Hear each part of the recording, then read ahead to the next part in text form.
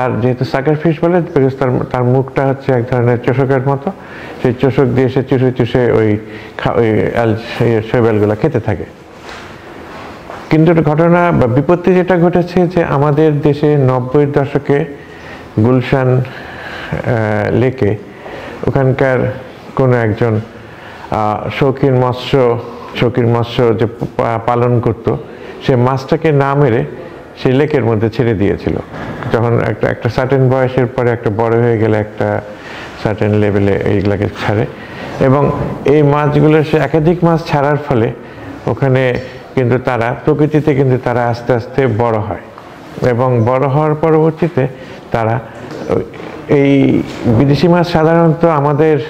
দেশে যখন আসে তারা কিন্তু প্রকৃতিতে কিন্তু তারা ব্রিড করার কথা না, কিন্তু এই প্রজাতিটি কিন্তু প্রকৃতিতে এখন এস্টাবলিশ হয়ে গেছে।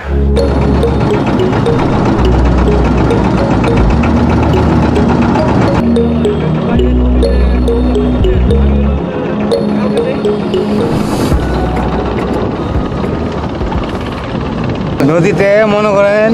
যা কিছু আছে পরে টাইগার ফিশ মাছ যদি থেকে তাহলে মনে করেন 2 আনা আছে, আর ওই 14 আনা আপনার টাইগার ফিশ।